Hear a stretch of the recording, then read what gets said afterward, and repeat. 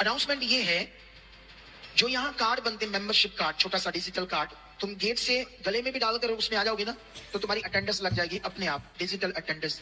हाथ में पकड़कर भी निकलोगे ना अपना कार्ड, तब भी तुम्हारी अटेंडेंस लग जाएगी, किसी को ऐसे दिखाने की जरूरत नहीं है। ऐसा सिस्टम लगाया, ये 12-13 लाख का सिस्टम लगाया। क्यों लगाया आपने? इधर देखो, ध्यान दो, तुम्हारे लिए, तुम्हारे फायदे के लिए।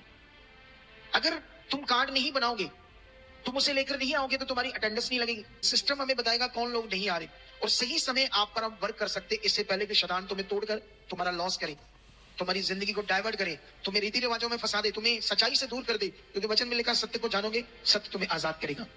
जो फटाफट बना लो, अपना आधार कार्ड लेकर आना, अपनी एक फोटो भी लेकर आना, उसके ऊपर फोटो भी लगती है आपकी, ठीक है, सब चीजें। तो पास्टर जी कह रहे हैं कि आप 12-13 लाख का इन्होंने सिस्टम लगाया है आपकी डिजिटल आईडी के लिए।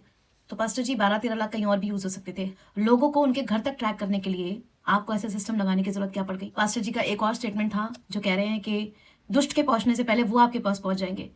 जबकि मैंने रिसेंटली अभी इनका एक वीडियो देखा था जिसमें खुद बॉडीगार्ड्स के साथ घूम रहे थे। इट मीन्स इन्हें खुद परमेश्वर के वचन पर विश्वास नहीं है। और मैंने अपने पेज पर बहुत सी वीडियोस अबाउट डिजिटल आईडी काफी समय से मैं डाल रही हूँ। कोई भी इंसान अपनी मर्जी से, अपनी खुद की फ्रीडम से किसी भी चर्च में कहीं भी जा सकता है। So why this pastor wants to track you? Digital ID means आपकी पूरी डिटेल, आपका पूरा ब्लूप्रिंट दे देना, आपकी सारी पर्सनल इंफॉर्मेशन दे देना, and it includes your money also. आप एक कलीसिया के मेंबर हैं, आप किसी फार्म के कोई जानवर नहीं है कि आपके ऊपर टैगिंग की जाए। और ये मैं ऑलरेडी अपनी वीडियो में शेयर कर चुकी हूँ। और आने वाले समय में आप देखना, चर्चेस में लोगों को इसी तरह फोर्स किया जाएगा, और जो लोग अभी भी वचन के दूध पीते हैं वो आने वाले समय में ऐसे ही जाल में फंसकर नाश होने वाली भेड़ें बन जाएंगे। जब आप चर्च जा रहे हो तो आप परमेश्वर का वचन सीखने जा रहे हो और आप परमेश्वर को जानने जा रहे हो। आप किसी स्कूल में नहीं जा रहे कि वहां आपको आईडी कार्ड की जरूरत पड़ेगी या वहां आपकी अटेंडेंस होनी चाहिए। चर्च जाना ना जाना, घर में प्रार्थना करना, कलीसिया में प्रार्थना करना, और कब जाना है कब नहीं जाना, वो हर इंसान की एक पर्सनल विल है, आपकी अपनी खुद की वो इच्छा है। And let's check the facts कि डिजिटल आईडी की फंडिंग कहाँ से होती है और इनको बनाने वाले लोग कौन है। तो आप पढ़ सकते हैं, देखिए, बिल गेट्स एंड मिलिंडा, जिसमें इन्होंने अभी बोला था कि आने वाले समय पर फोन्स खत्म हो जाएंगे और डिजिटल आईडी ही लोगों के पास रहेगी, जिससे रिलेटेड मैंने ये वीडियो बनाया था। सेकेंड है world economic forum, you know कि 2030 तक इनका क्या एजेंडा है, और ये सब कुछ डिजिटल आईडी में लोगों को ट्रैक करने के लिए, लोगों को कंट्रोल करने के लिए क्या कुछ करने वाले हैं। ये मैं ऑलरेडी बहुत बार अपने पेज पर शेयर कर चुकी हूँ। आगे के पॉइंट्स जब आप पढ़ेंगे तो आप देखेंगे कि उन्हीं का बनाया हुआ सिस्टम चर्चेस में लाया जा रहा है। जो थियोलॉजियंस हैं वो इसके बारे में क्या बताते हैं कि किस तरह से चर्च के लिए, कलीसिया के लिए नुकसानदेह है। नंबर 1 वो इसे मार्क ऑफ द बीस्ट से रिलेट करते हैं। नंबर 2 स्वतंत्रता की निगरानी। नंबर 3 मानवीय गरिमा। इट मीन्स कुछ थियोलॉजियंस का मानना है परमेश्वर के वचन के अनुसार we are image of God, परमेश्वर ने हमें अपनी इमेज में बनाया है, और परमेश्वर की बनाई हुई छवि जो कि हम है उसे डिजिटल आईडी में कन्वर्ट करना it's not safe, it's not good.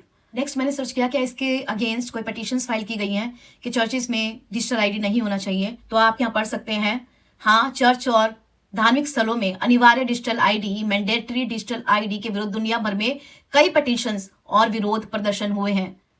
मैं जानना चाहती हूँ कि जब इतना सब कुछ दुनिया में हो रहा है और चर्चेस और पास्टर्स इसके अगेंस्ट है, तो पास्टर जी को अपने चर्च में इसे लागू करने की जरूरत क्या पड़ रही है।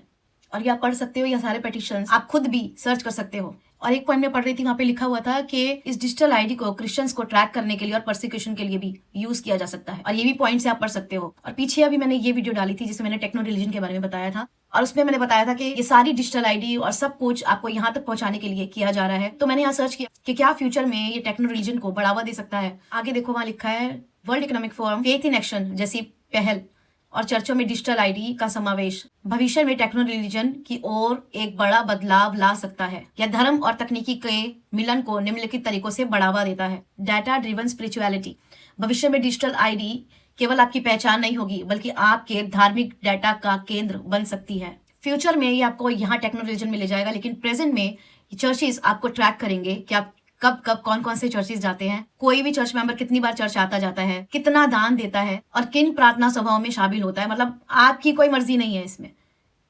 परमेश्वर का वचन कहता है whom the son sets free is free indeed। तो ये लोग कौन है जो आपको कंट्रोल करना चाहते हैं। या पास्ट में जब हम बाइबल पढ़ते हैं, जितने लोगों के पास भी कलीसिया थी, कौन से पास्टर ने या कौन से चर्च ने इस तरह से लोगों को ट्रैक करना चाहा है जो आज हम अपने समय पर होता हुआ देख रहे हैं। और नीचे आप यहाँ पढ़ सकते हो, जैसे नेटफ्लिक्स आपको मूवी सिलेक्ट करवाता है, मूवी सुझाता है, मूवी सजेस्ट करता है, वैसे ही चर्च के ऐप आपको आपके डाटा के आधार पर AI जनरेटेड उपदेश या प्रार्थना सुझा सकते हैं।